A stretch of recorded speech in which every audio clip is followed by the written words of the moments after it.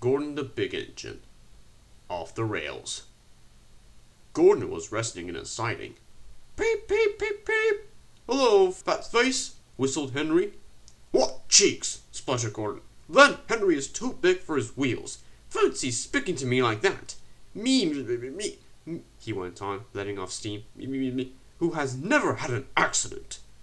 Aren't jammed whistles and burst safety valves accidents? Asked Percy innocently. No, indeed, said Gordon huffily. High spirits might not happen to any engine, but to come off the rails, well, I ask you, is it right? Is it decent? A few days later, it was Henry's turn to take the express. Gordon watched him getting ready. Be careful, Henry, he said. You're not pulling the flying kipper now. Mind you keep on the rails today. Henry snored away. Gordon yawned and went to sleep. But he didn't sleep long. Wake up, Gordon, said his driver. A special train's coming, and we're here to pull it. Gordon opened his eyes. Is it coaches or trucks? Trucks, said Gordon. Trucks, said Gordon crossly. Puh! They lit Gordon's fire and oiled him, ready for the run. But the fire was sulky and wouldn't burn. But they couldn't wait, so Edward pushed him to the turntable to get him facing in the right way. I won't go, grumbled Gordon. Don't be silly, puffed Edward. Gordon tried hard, but he couldn't stop himself from being moved. At last he was on the turntable. Edward was uncoupled and backed away, and Gordon's driver and fireman jumped down to turn him around. The moment had shaken Gordon's fire. It was now burning nicely and making steam. Gordon was cross and didn't care what he did.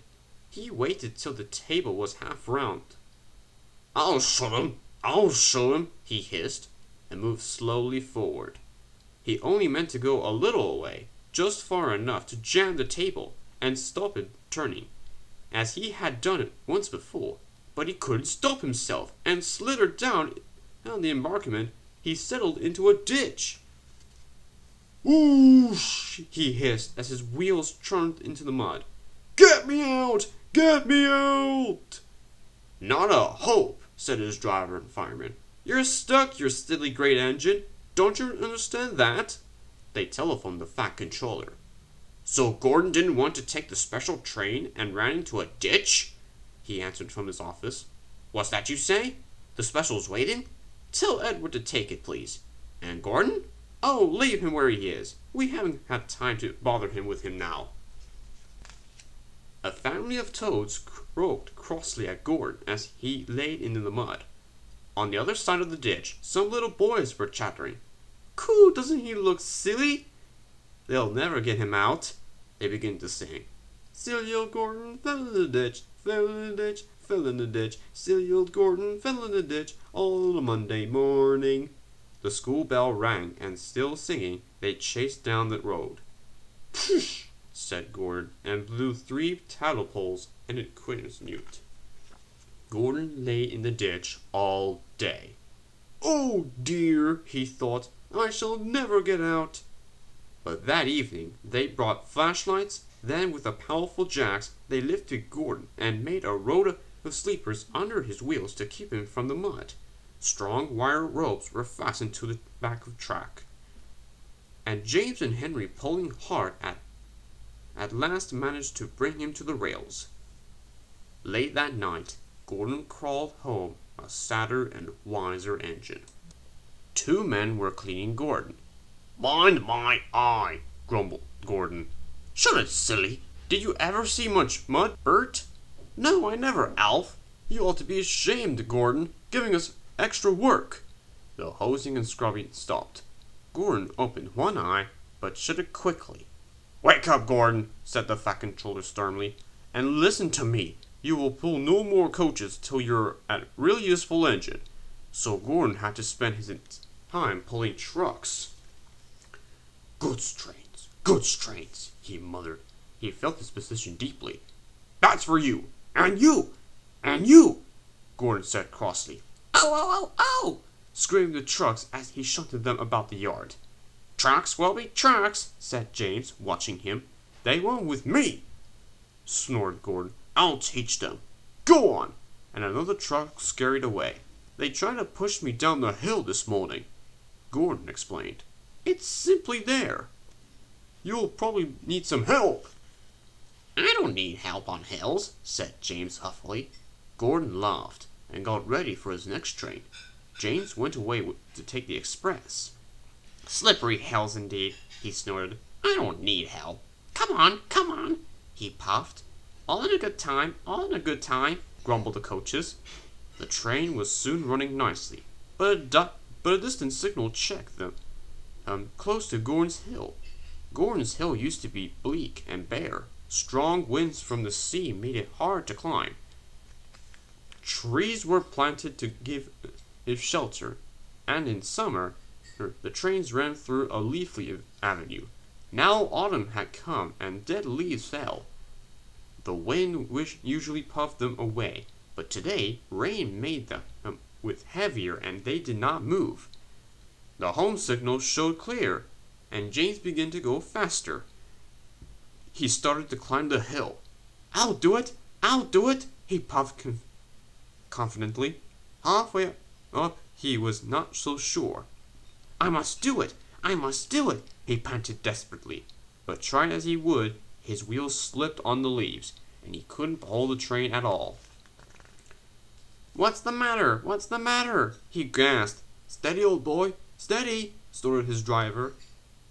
His fireman put sand on the rails to help him grip, but James's wheels spun so fast that they only ground the sand and leaves to slippery mud, making things worse than before. The train slowly stopped. Then, help! Whistled James, for through his wheels were turning forwards. The heavy coaches pulled him backwards, and the whole train started slipping down the hill. His driver shut off steam, carefully put on the brakes, and skillfully he stopped the train. He sat down and mopped his face. I've never known that happen before. I have, said the fireman, in Binecombe Tunnel, southern region. The guard poked his head in the cab. What now? He asked. Back to the station, said the fireman, taking charge and sent for a banker. So the guard warned the signalman, and they brought the train safely down. But Gordon, who had followed with a good strain, saw what happened. Gordon left his trucks and crossed over to James. I thought you could climb hills, he chuckled. James didn't answer. He had no steam. Ah, well, we live and learn, said Gordon. We live and learn. Never mind, little James, he went on kindly. I'm going to push behind. Whistle when you're ready. James waited till he had plenty of steam. Then, peep, peep, he called. Poop, poop, poop. Pull hard, puffed Gordon. We'll do it, puffed James. Pull hard, we'll do it. The engines puffed together. Clouds of smoke and steam towered from the snorting engines as they struggled up the hill. We can do it, puffed James. We will do it, puffed Gordon. The grazy rails sometimes made Gordon's wheels slip, but he never gave up, and presently they reached the top. We've done it, they puffed. Gordon stopped. Poop, poop, he whistled. Goodbye. Beep, beep, beep, beep, beep. Thank you. Goodbye, answered James. Gordon watched the coaches wistfully till they were out of sight. Then slowly he turned back to his waiting trucks. One day, Thomas was at the junction when Gordon shuffled in with some trucks. Phew, remarked Thomas. What a funny smell. Can you smell a smell? I can't smell a smell, said Annie and Clarabelle. A funny, musty sort of smell, said Thomas. No one noticed it till you did, grunted Gordon. It must be yours. Annie, Clarabelle, do you know what I think it is? Whispered Thomas loudly. It's ditch water. Gordon snorted, but before he could answer, Thomas puffed away quickly. Annie and Clarabelle could hardly believe their ears. He is dreadfully rude. I feel quite ashamed. He's dreadfully rude, they twittered to each other. You mustn't be rude. You have made us ashamed, they kept telling Thomas. But Thomas didn't care a bit. That was funny. That was funny, he chuckled. He felt very pleased with himself. Annie and Cloudy were deeply shocked. They had a great respect for Gordon, the big engine. Thomas left the coaches at a station and went to a mine for some trucks. Long ago, miners digging for lead had been made tunnels under the ground. Though strong enough to hold up trucks, their roots cannot be bearing the weight of engines. A large notice said, "Danger! Engines must not pass this board." Thomas had often been warned, but he didn't care. Silly old board, he thought. He had often tried to pass it, but had never succeeded. This morning he laughed as he puffed along. He had a new plan. He had to push empty trucks into one siding and pull out full ones from another. His driver stopped him, and the fireman went to turn the plates. Come on, waved the fireman, and they started. The driver leaned out of the cab to see where they were going. Now, said Thomas to himself, and, bumping the trucks fiercely, he jerked his driver off the footplate. Hurrah! Laughed Thomas, and he followed the trucks into a siding. Stupid old board, said Thomas as he passed it. There's no danger, there's no danger. His driver, unhurt, jumped up. Look out! He shouted. The fireman clambered into the cab. Thomas squeakily crossing as his brakes were applied. It's quite safe, he hissed. Come back! Yelled the driver. But before they could move, there was a rumbling, and the rails quivered. The fireman jumped clear. As he did so, the ballast slipped away, and the rails sagged and broke. Fire and smoke, said Thomas. I'm sunk. And he was. Thomas could just see out of the hole, but he couldn't move. Oh dear, he said. I'm a silly engine. And a naughty one, too, said a voice behind him. I saw you. Please get me out. I won't be naughty again. I'm not so sure, replied the Fat Controller. We can't lift you out with a crane. The ground's not firm enough. Let me see. I wonder if Gordon could pull you out. Yes, sir, said Thomas nervously. He didn't want to meet Gordon just yet. Down the mine, is he? Ho, ho, ho, ho, laughed Gordon. What a joke! What a joke! He cluttered, puffing to the rescue. Poop, poop, little Thomas, he whistled. We'll have you out in a couple of puffs. Strong cables were fastened between the two engines. Poop, poop, poop. Are you ready? Heave! Called the Fat Controller. But they didn't pull Thomas out in 2 puffs. Gordon was panting hard and nearly purple before he had dragged Thomas out of the hole and safely past the bore. I'm sorry I was cheeky, said Thomas. That's all right, Thomas. You made me laugh. I like that. I'm in disgrace. Gordon went on panickingly. I feel very low. I'm in disgrace too, said Thomas. Why, so you are, Thomas. We're both in disgrace. Shall we form an alliance? An ally? What was it? An allowance, Thomas. United we stand, together we fall, said Gordon grandly. You help me, and I'll help you. How about it? Right you are, said Thomas. Good, that's settled, rumbled Gordon, and buffer to buffer, the allies puffed home. The stations on the line were being painted. The engines were surprised. The Queen is coming, said the painters. The engines in their shed were excited and wondered who would pull the royal train. I'm too old to pull important trains, said Edward sadly. I'm in disgrace, Gordon said gloomily. The Fat Controller would never choose me. He'll choose me, of course, boasted James the Red Engine. You? Snorted Henry. You can't climb hills. He'll ask me to pull it, and I'll have a new coat of paint. You wait and see. The days passed. Henry puffed about proudly, quite sure that he would be the royal engine. One day, when it rained, his driver and fireman scratched a tramplot from the cab to the tender to keep themselves dry. Henry puffed into the big station. A painter was climbing a ladder above the line. Henry's smoke puffed upwards. It was thick and black. The painter choked, and he couldn't see.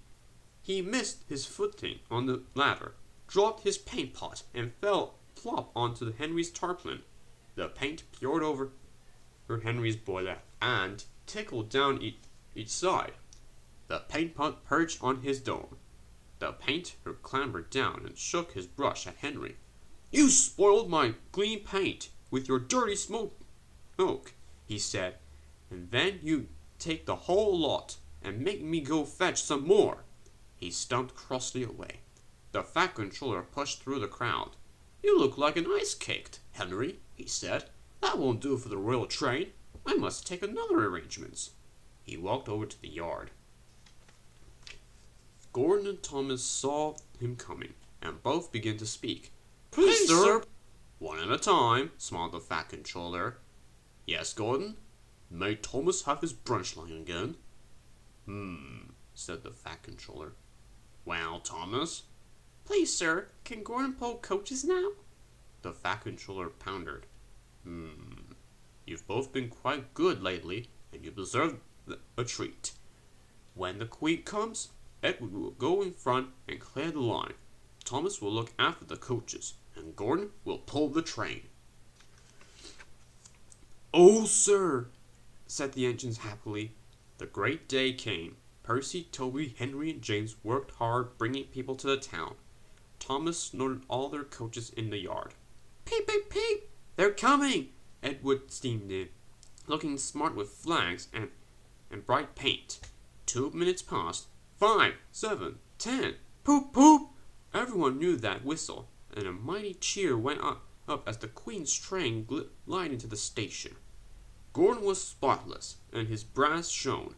Like Edward, he was decorated with flags, but on his buffer beam he proudly carried the royal arms. The Queen was met by the Fat Controller, and before doing anything else, she thanked him for their splendid run. "Not at all, your Majesty," he said. "Thank you. We had read," said the Queen to the Fat Controller, "a great deal about your engines. May we see them, please?" So he led the way to where all the engines were waiting. "Peep, peep!" whistled Toby and Percy. "They're coming!" "Shh, shh, shh!" hissed Henry and James, but Toby and Percy were too excited to care. The Fat Controller told the Queen their names, and she talked to each engine. Then she turned to go. Percy bubbled over. "3 cheers for the Queen!" he called. "Peep, peep, peep, peep, peep!" whistled all the engines. The Fat Controller held his ears, but the Queen, smiling, waved to the engines till she passed the gate. Next day, the Queen spoke specially to Thomas, who fetched their coaches, and to Edward and Gordon, who took her away. And no engines ever felt prouder than Thomas and Edward and Gordon, the big engine.